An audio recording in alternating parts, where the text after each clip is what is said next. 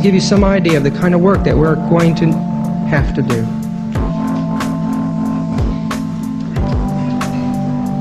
Revelation chapter 13, verse 18 gives us an identifying number whereby we can recognize the system that is going to be the enemy of God's people, as it has been all the way through history.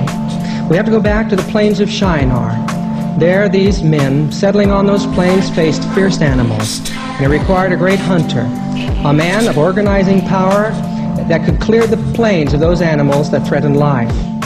The man's name was Nimrod, and he became a mighty hunter before the Lord. He killed a bull with his bare hands and a lion with his bare hands. He was a man of black skin. One of his names was Ethiopus, or the son of Cush. And he was a giant man, a powerful man who spoke to the rising sun in the morning. He wore the cloak of the lion, and he wore the horns of the bull as a symbol of his power. In that time, those rulers of the city-states on those plains had to take the life of a lion barehanded in order to maintain their position as priest-kings in that occult world. Nimrod was more than a hunter, he was a great builder. His father Cush had laid the foundation of Babylon, and now he finished that great tower. Babylon, the first city, was only the beginning of many other cities of greater size and greater beauty. But that first tower was a symbol of man's rebellion against God. His wife Semiramis was blonde and blue-eyed, the most beautiful woman in the world. But beauty doesn't mean much when your heart is so corrupt. She was the author of witchcraft and blood sacrifices, the mother of all mother religions. She was called the Queen of Heaven and the Mother of God. She had an illegitimate son after Nimrod died at the hands of Shem. Fearing that the religion of Nimrod would bring upon her the same destiny, she took it into secret, and thus Mystery Babylon the Great, the mother of harlots and abominations of the earth. Why do Catholics call Mary the Queen of Heaven? Doesn't God rebuke the Israelites in the Old Testament for worshiping a false goddess called the Queen of Heaven?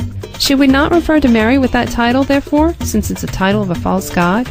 In Jeremiah 7, verse 18, God is indeed upset with the Israelites for worshiping a false goddess called the Queen of Heaven.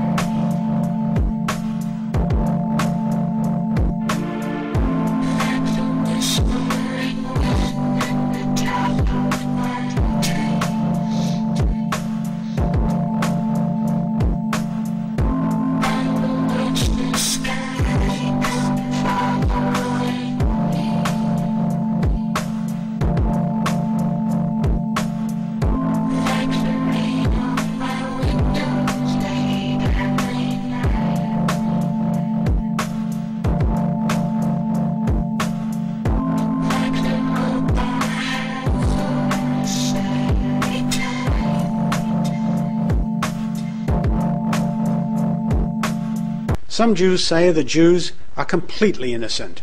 For instance, Jewish scholar Richard Pochia writes in his book, The Myth of Ritual Murder, that Jews never use any blood, even that of an animal. On page 8, however, contradicting himself, on the very next page he says, in medieval and early modern times, among Oriental Jews, the blood of circumcision was used for writing the Tetragrammaton on talismans. On that same page, Po Chia Sia also noticed that the rabbi's responsa said to use dried goat's blood as a general medicine. This certainly makes it seem as if there was some relationship to occultism in the past. There does seem to be an ancient relationship between Jews and occultism in the past up to this very day. As surprising as it may be, the founder of modern-day Satanism, Anton LaVey, is Jewish. Also, Lord Egan, who was a leader of satanic cult, is also Jewish. If you look at the satanic pentagram with the demon Baphomet in the center, an imaginary demon from ancient times, you'll see Hebrew characters that surround it as well.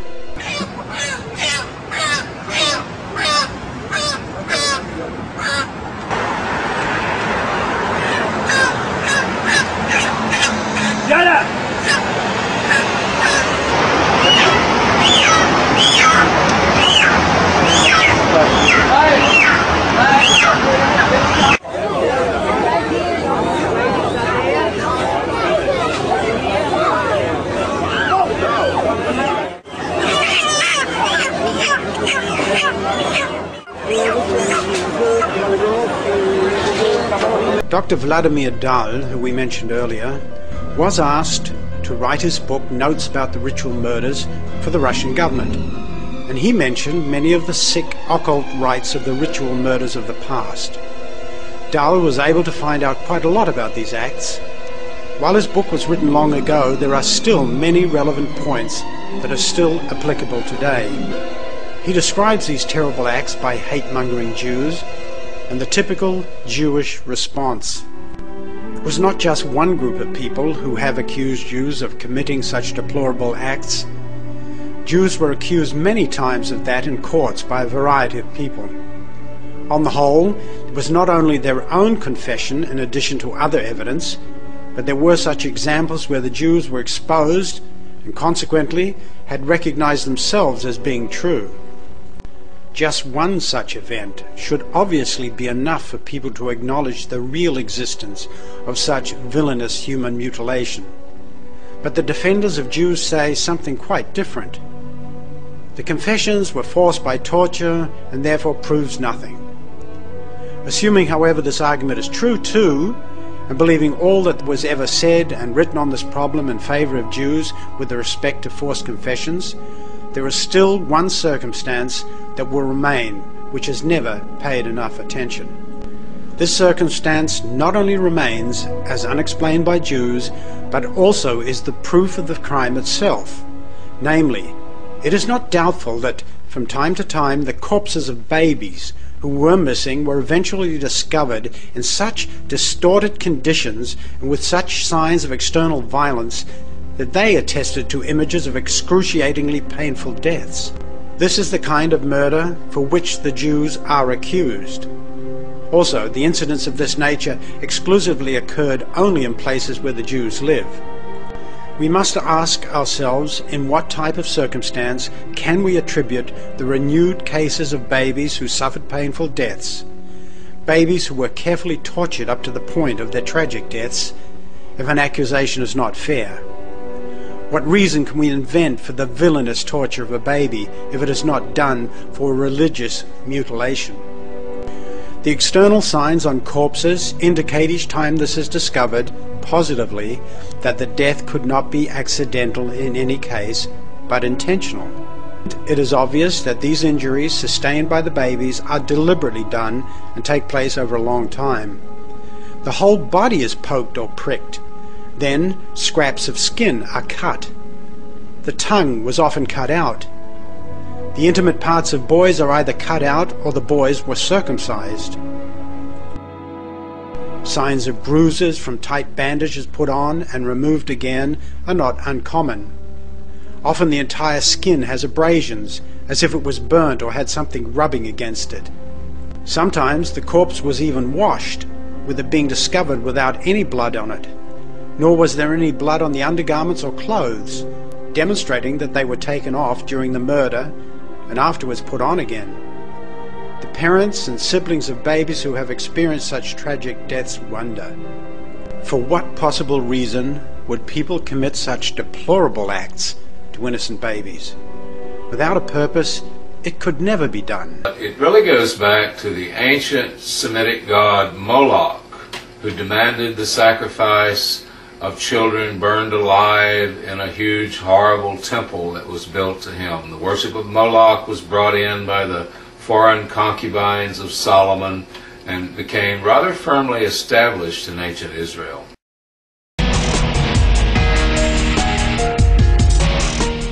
The worship of the god Moloch is a good example. This is something that the Bible says that the kings of the earth were doing. Now, the way to worship Moloch was by sacrificing children primarily. They would do this by heating up the metal hands of the statue of Moloch until they were glowing red, and then placing babies on them until they died. This again was being done not by uneducated people, but by the kings and queens. This is significant because no one would tell the kings and queens what to do. They were choosing to burn their kids alive as a sacrifice in exchange for power and their offices. Other literary examples include when God took Ezekiel and supernaturally showed him what the leaders were doing behind closed doors. He told them then to go warn them that God was going to judge them if they didn't repent. That they'd been put there by the enemies of Satanism, pretending to write a satanic mass in order to say, oh, well, look, these people sacrifice babies, and isn't that terrible? And in fact, a genuine tradition would not demand that. But that's a little bit offset by the fact that human sacrifice has always been around, and a lot of research has shown that it's really quite common, sort of pre-Roman days, possibly pre-Greek, pre-Dorian. I mean, it's there in our culture, and I suppose you could say that Nero's burning of the Christians was a sort of sacrifice. He was sacrificing them to the Capitoline gods and goddesses. They considered them to be traitors, of course, criminals, and they used to sacrifice criminals often to the gods and goddesses. So it brings us back to, could you do it or not? Could you wield the blade that ends a life? My next guest was used also in worshiping the devil, participated in human sacrifice rituals and cannibalism. She says her family has been involved in rituals for generations. She is currently in extensive therapy, suffers from multiple personality disorder, meaning she's blocked out many of the terrifying and painful memories of her childhood. Meet Rachel, who is also in disguise to protect her identity. You come from generations of ritualistic abuse? Yes, my family has an extensive family tree, and they keep track of who's been involved and who hasn't been involved. And it's gone back to like 1700. And so you were... Right, I was born into a family that believes in this. And does everyone else think it's a nice Jewish family? From the outside, you appear to be a nice Jewish girl? Definitely. And you all are worshiping the devil inside the home? Right. There's other Jewish families across the country. It's not just my own family.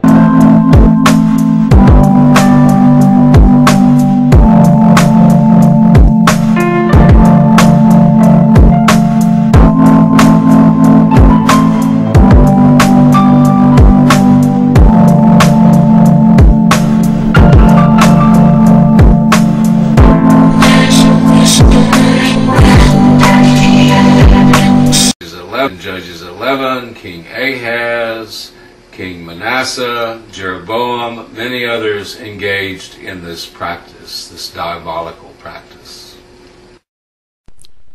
Children who were sacrificed were often burnt in a pit called a tophet. Drums were beaten in an attempt to conceal the child's cries. This practice was quite prevalent amongst Jews who lived in Carthage around 300 years before Christ, and who worshipped Baal, another name for Lord. Even today you'll hear of a Rabbi Baal. Just do a search on the internet. When losing a battle in Syracuse, nearly 500 children were tossed into a burning tophet as a sacrifice to Baal. Sometimes children were put in the arms of a bronze bull, which had a furnace below it, and those committing this vicious act then allowed the flames to consume the child. The level of cruelty in these cases knew no bounds. One thing that some may find rather odd is the key term used by Jews to describe their act of human sacrifice. They call it Holocaust. As surprising as this may seem to some, the word Holocaust is a Jewish word that was used to describe the act of putting a child into the flames as a sacrifice to their deity. I'm Alex Jones, and I'm a radio and television host based in Austin, Texas.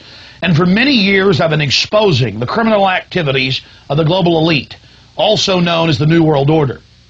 In past films, we've documented the centralization of power, the move towards world government, the attack on the nation state, self-defense, the Second Amendment, family values, that is, the family itself, as well as private property rights.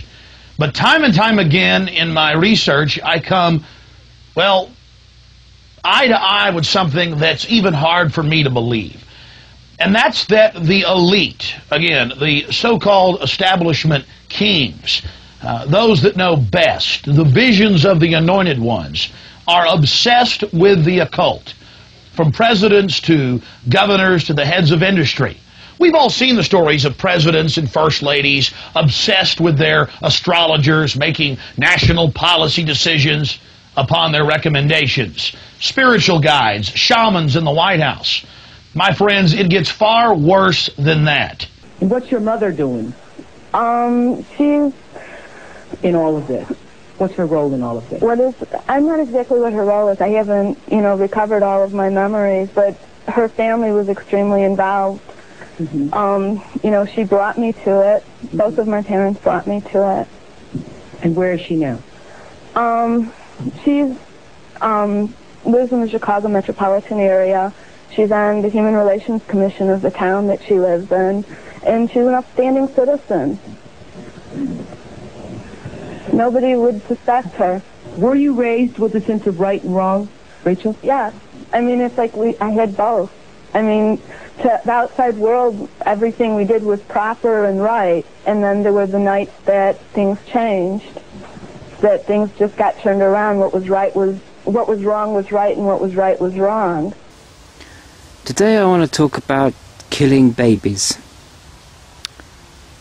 This has come up because doing research on the Satanic Mass, a 1968 version, which is believed to be the first Satanic Mass ever published, and there's a reference there to taking an unbaptized baby and holding it up and slitting its throat and draining the blood into a chalice, which is then drunk by the priest and the congregation as part of the celebration, or rather celebrating a parody of the Catholic Mass, because of course in traditional Satanism, parodying Christian rituals and practicing blasphemy and reverse Christianity is part and a central part of the belief system of traditional Satanism.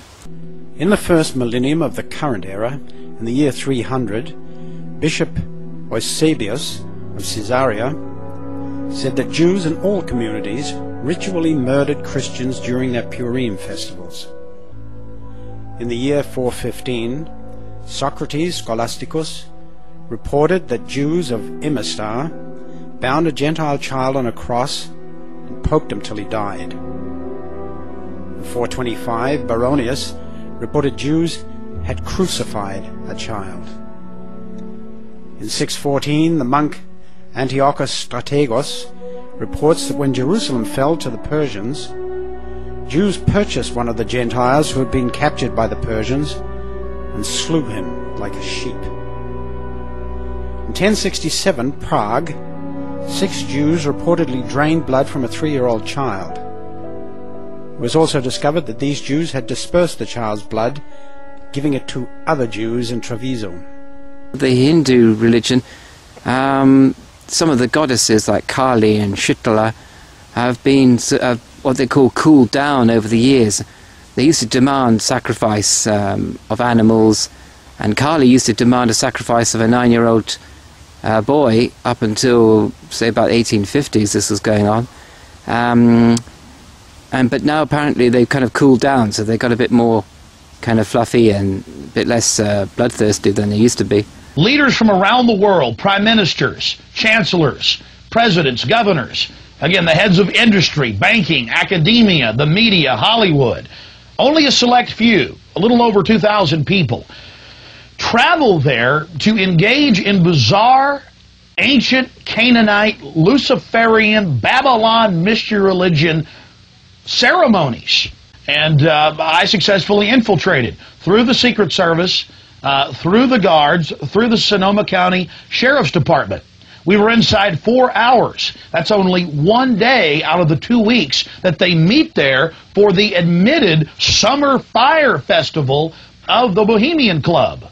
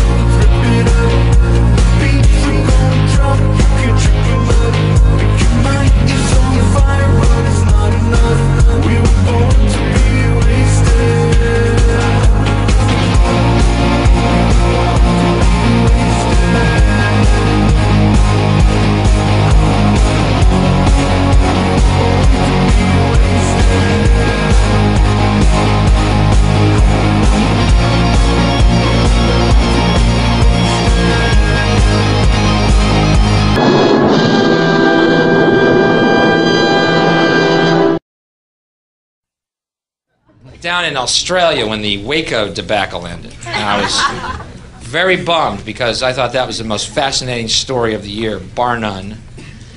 And everyone was so upset with that guy because he called himself Jesus, right? And I said, come on, you know, the guy's real name is Vernon. Let him be Jesus for a couple of months. You know what I mean? What's it to you? Who's going to follow a Messiah named Vernon anyway? You got to be Jesus. That's part of the Messiah deal. And Vernon spake. Yeah. What are we doing? I'm following Vernon. Where y'all going? To the drive-in. Joe Bob Briggs said the movie was real good. Vernon's going. He's my Messiah. He said he'd get us some beef jerky. I follow Vernon. Isn't that weird, though? People always snap and think they're Jesus. How come no one ever snaps and thinks they're Buddha? Particularly in America, where more people resemble Buddha than Jesus.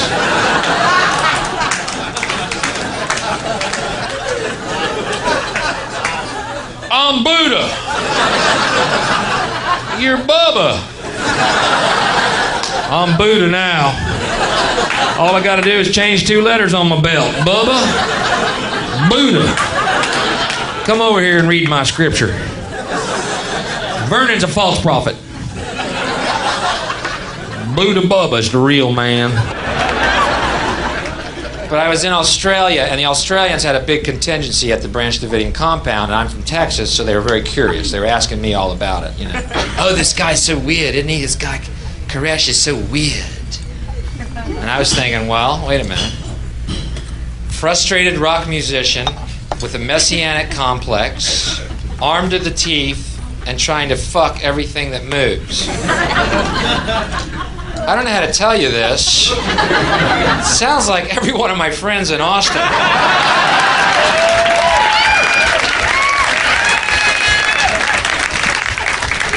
I don't know if this is going to be an isolated incident. I'm waiting for Will Sexton to build a compound somewhere.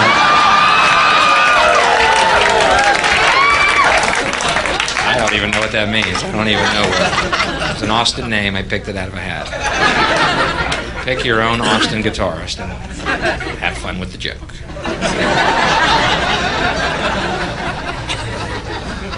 But I thought the whole thing was an absolute disaster and a debacle. And if any of y'all have been watching Public Access and seen the footage, which was not shown on any major news media source, of the tanks, Bradley tanks, shooting fire into the compound, which I think went against the party line story, which was that they shot tear gas in order to help the mothers and the children to get out, to convince them while they're destroying the compound. They're getting the mom and children out. The soft sell is definitely the FBI's way. And anyway, so the major news said that the Branch Davidians started the fire. If I'm not mistaken, correct me when I go off the story here. And that the Branch Davidians started the fire, and all they did was shoot in tear gas. And yet I've seen with my own eyes and my squeegee third eye footage of a Bradley tank shooting fire into the compound, which, isn't that odd that no major news source has picked up on that? How do you think that's newsworthy? Because that basically means that the government, from the FBI, the ATF, up to Janet Reno, including Clinton, are liars and murderers. And wait, there's more. And I mean, the implications are vast. You know, and if the ATF and FBI had any honor, if there was any honor left or dignity on this planet, they would commit Harry Carey while first admitting what they've done, and they'd kill themselves, because they are liars and murderers. Yeah.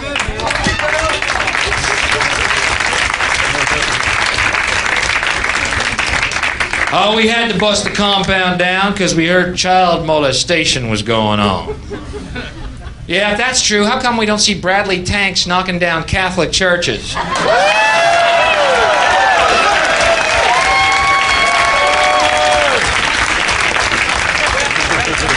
talking if child molestation is actually your concern. Well, there's a methamphetamine lab on the... No, there wasn't. And not one child came out of there saying they were molested. Not one child.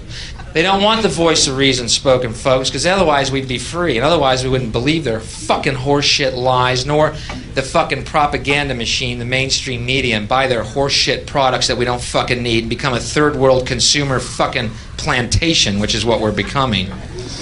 Fuck them. They are liars and murderers. All governments are liars and murderers. And I am now Jesus. Now... A second hole is made in the side of the building, and a third hole is made at the front door. What these tanks are doing in each picture is collapsing the inside stairwells. The following footage proves beyond any doubt that the tanks intentionally set the house on fire. It proves that the Branch Davidians were murdered. Watch carefully as the tank backs out of the house. You can see that this tank has a gas jet on the front that shoots fire. You can also see the fire quite plainly. The tank goes into the house twice, and each time as it backs out, the fire at the gas jets is plainly visible. Let's see, depopulation. Yeah, there are some people who would like to reduce the population of the planet. If you go outside the city of Atlanta, go east about 60 or 70 miles to the town of Elberton, and then go north on Highway 77 about 10 miles, you'll find off to the right what's called the Georgia Guidestones. Looks kind of like Stonehenge. This big, huge granite rock set up there. This was done by a guy, we have a pseudonym, came in, paid cash, had this company set these things up in 1980. He called himself R.C. Christian, but that's not his real name. It says right on the stones, a pseudonym, false name. On these Georgia Guidestones, it gives the 10 Commandments for the New World Order. 10 Commandments for the New World Order. The first commandment was to maintain humanity under 500 million. I went there and looked at those things and said, oh, hold on a minute. Today's population is 6 billion. They want to maintain humanity under 1/2 billion. Looks like a lot of people got to die for their plan to work, which is, by the way, the plan. As Jacques Cousteau said, we'd have to eliminate 350,000 people a day. 1/3 million people a day would have to be eliminated to save Mother Earth. Bill Clinton said we need to reduce the population of the earth to 1 billion. There are a lot of folks who would like to reduce the population of the earth. The Bible command is quite the opposite. Be fruitful, multiply, replenish the earth. You know, God said, go fill it, have a bunch of kids. The Bible says He designed it to be inhabited. So no, it's absolutely the opposite of what God wants. Ted Turner is one of the largest U.S. landowners. He is also owner of CNN, TNT, MGM, CTN, cable networks. Turner has great influence, but it's his obsession with reducing the world's population that we need to be wary of.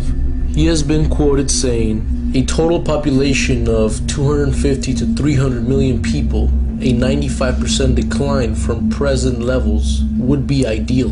What he's simply saying here is that we need to kill off over 6 billion people. I bet he's including himself. This is this man's vision, and he has been using eugenics and his brain-controlling media to push his agenda. And he is not alone in this quest. He actually has close billionaire buddies who feel the same way he does, such as William Gates, known for founding Microsoft, has been hiding under his cute, friendly image when in reality also wants to exterminate large amounts of the population. Gates plans to do this using vaccines and healthcare of all things. Listen to this clip carefully where he admits to it. Let's take a look. First, we've got population. The world today has 6.8 billion people. That's headed up to about 9 billion. Now, if we do a really great job on new vaccines, healthcare, reproductive health services, we could lower that by perhaps 10 or 15%. But there we see an increase of about 1.3. New vaccines, healthcare, reproductive health services, we could lower that by perhaps 10 or 15%. New vaccines, healthcare, reproductive health services, we could lower that by perhaps 10 or 15%.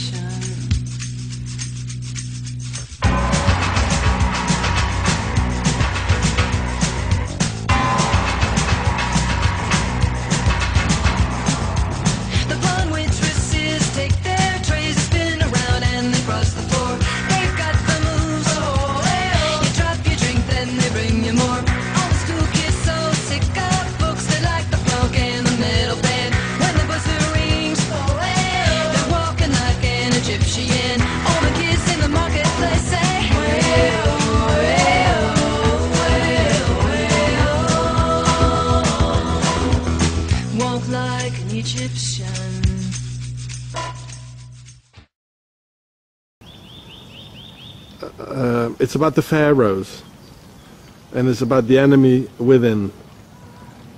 This is the sign of the Templars. You can see it in any tank in America, the American tanks, like in Iraq. Even the Israelis, they have it upside down. So there's an obelisk. The four balls underneath it are the four elements: fire, earth, air and water. The obelisk is a symbol of the pharaonic domination. It's also a phallic symbol, and as it is carved on top, well, you can't see here, but we'll have a closer look. Usually it's carved on top. That's a symbol of the circumcision, because the circumcision, it's coming from the pharaohs. The Hebrew people, the Arabs, the Muslims, the Americans. 97% of the Americans are being circumcised since 1967, and it's all from the pharaohs. Yeah. So this is the Templars castle. In August the Freemasons, they come here, all dressed up, you know, in the pharaonic stuff, and, you know, the skirt they're having. And, of course, out of the Templars came the Freemasons. And here we can see it, because where did the Templars' treasure, where did it go to? Of course it went to Switzerland. And with it they founded the Swiss banks and the banksters. You see? And I can prove it. Here it is again, the Templars sign. And this thing here is called the joining. It's Freemasonry. You know, like it keeps together. And this thing, the whole thing is called the Grail. That means our blood is here. We are here. Our descendants are here. See? 2 obelisks. So what are these pharaonic symbols doing here? They apparently have 33 stones. And the one on top is called the keystone. You know, like in all the magazines, all the pictures being done, like the photographs is keystone. They are true Freemasons, of course. So, what is it doing here? So, it said in the Bible, the Pharaoh and its army disappeared in the sea. But that means they disappeared in the sea of people. They are within us. The enemy within can't be recognized anymore. George Bush, Tony Blair, the whole bloody lot. And this is why the Freemasons, they got the secret letter, the G. Well, it's not that secret anymore. You know, and they have a ring with the G, and you know, and within their symbol they got the G. They say it's from God or Le Grand Orient, you know, the big Mason Lodge. It is not true. It's from the Hebrew word Gola or Golut, which means diaspora. It means they came all over the world. And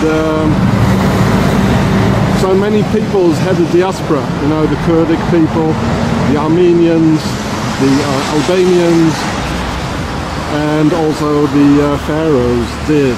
Pharaohs finally.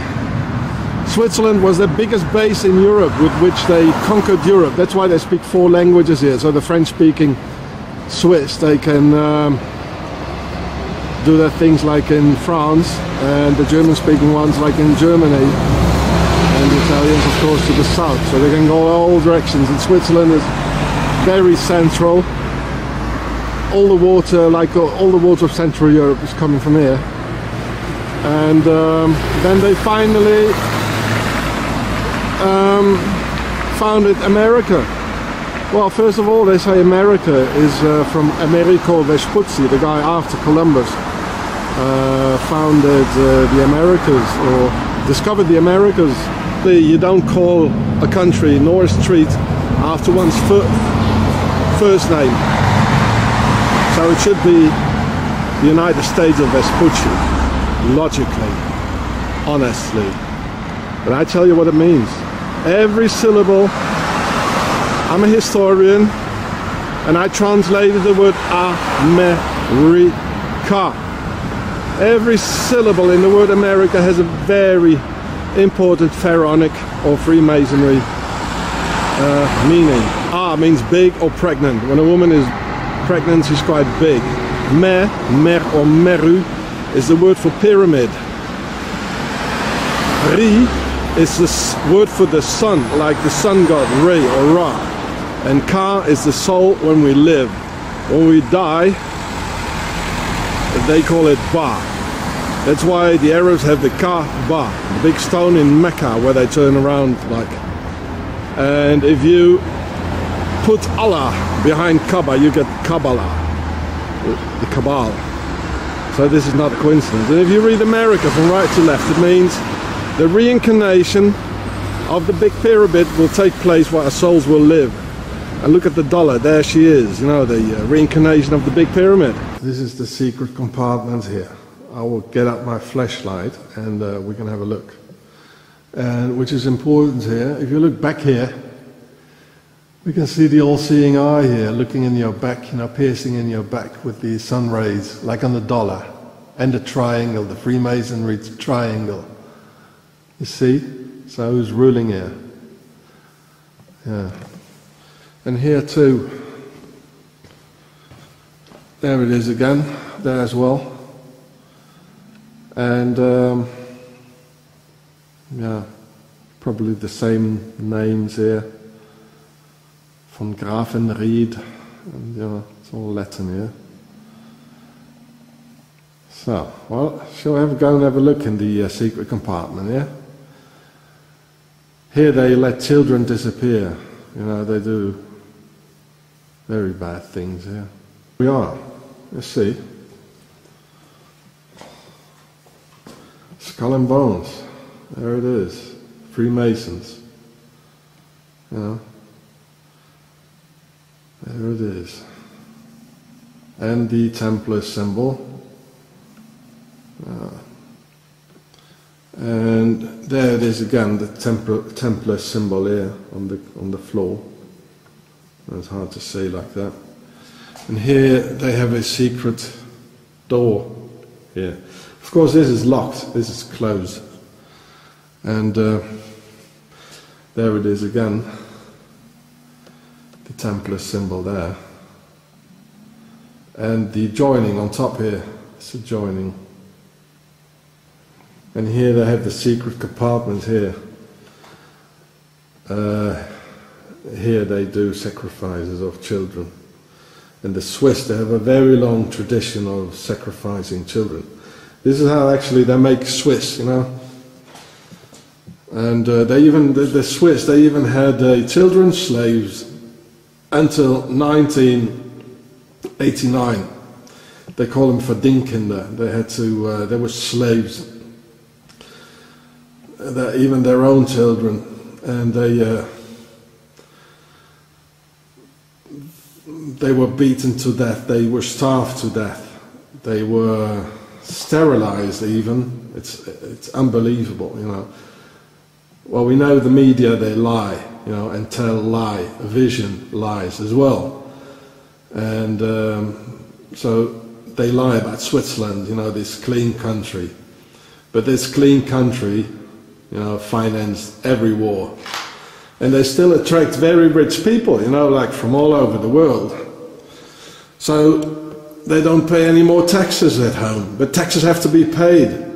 So it's all going to be paid, by the poor people. It's coming on the back of as a burden on the poor people's back. And so this is how poor people get poorer and rich is getting richer. Because the rich never paid any taxes, you see, and stuff there. So, as well, it says IHS with the Templar symbols. I is for Isis, H is for Horus, and S is for Seth.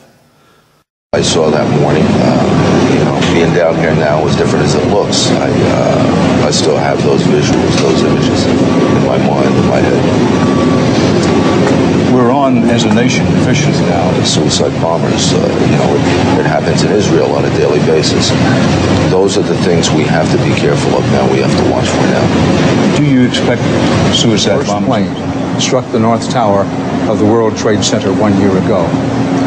Hundreds of people have gathered here at Ground Zero to mark the anniversary in what is expected to be, we tell you that the anniversary ceremony will also include several moments of silence, marking the times that the hijacked jets hit the place roses on the site for a flower arrangement that will be turned into a permanent. The Weishaupt was a Jesuit-trained school. He was a Jesuit and a professor of canon law.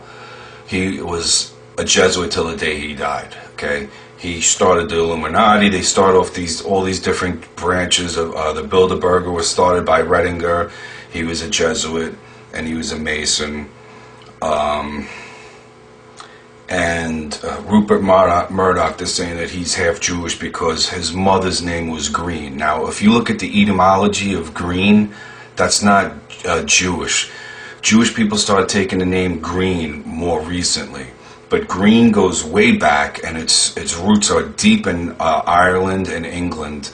And Green is not a Jewish of origin name. Okay, that's for sure. Now listen to me. Rupert Murdoch is a Roman Catholic. He is received into one of the highest orders of the Knights of Malta. It is he's a Knight of the Order of Saint Gregory the Great. Now another person who is in this order, and this is interesting, was this Raskob. Now he started, basically they say that he was like one of the main people, Knights of Malta, that started the American branch of the Knights of Malta. He had the Empire State Building built also. So this Raskob, he was a Knight of the Order of St. Gregory the Great also. So you have Rupert Murdoch, and Rupert Murdoch's daughter, her name is Elizabeth Murdoch, and she's like a businesswoman.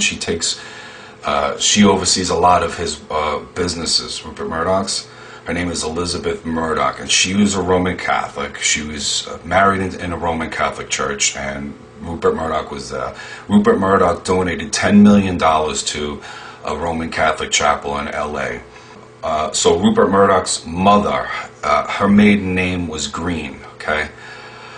Elizabeth, just like Rupert's daughter. And Raskob married someone, her maiden name was Green also, same spelling, G-R-E-E-N-E. I think it could also be used, it is used as G-R-E-E-N. Now, as I said, the roots of Green go back into Ireland and all this. I'm putting it on my website, okay? Okay, because first of all, Rupert Murdoch, they're saying that he's Jewish. He's not Jewish. He's Roman Catholic, okay? Raskob was Roman Catholic. And they're both associated with the name Green, all right? Now, also, William Cooper was saying, spilling the beans on Pat Buchanan. There's a whole section of it in there. And he's also saying the information about John Paul II, how he was a salesman for IG Farben selling that gas, Zyklon B.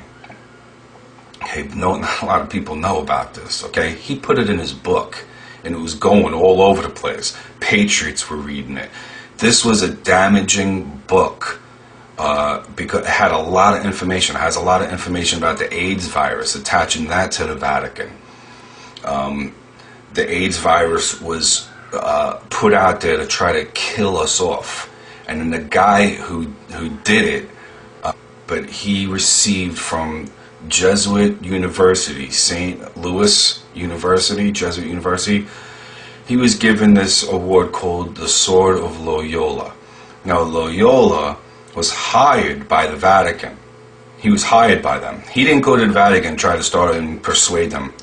They were created by the Vatican as a Counter-Reformation military order.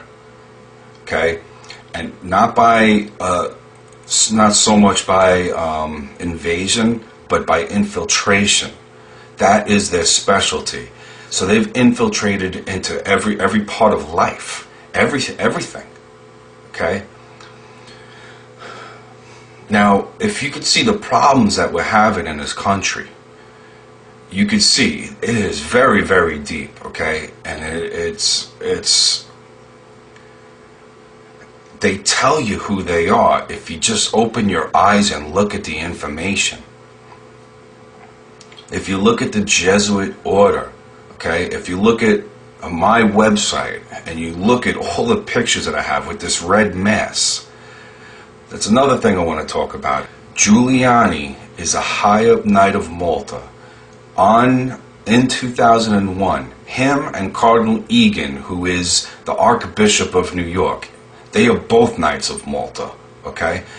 And they oversaw the biggest terror attack in American history and in the history of the world, probably. And in 2001, they were both given prestigious Knight of Malta awards, Giuliani and Egan. Okay, and I have it at my website. Now, if you people would just start looking into what I'm telling you, you would find what I'm finding, okay? That they're Knights of Malta all involved in all this. And Pat Buchanan is a Knight of Malta, okay? Now, William Cooper was spilling the beans on all these Knights of Malta, showing their connection to the CIA, showing their connection to destroying liberties in America. And Alex Jones has him on and promotes his book and is his friend. But this Disney World is all associated with black magic, witchcraft. You have a Jesuit sitting on the board of directors. Roy Disney was given that same exact award of the Order, a Knight of the Order of St. Gregory the Great, and so was this other guy. He created the TV Guide. He's also the same knighthood. Now, the Roman Catholic Church is described in the book of Revelation as the mother of abomination and the mother of harlots in the earth. It's the mother of abomination, so it's a mother of every secret society, demonic secret society, the mother of them all, okay? And it is the truth. These Jesuits are the smartest people on earth. Pat Buchanan is one of the most important men for the Catholic Church in this country.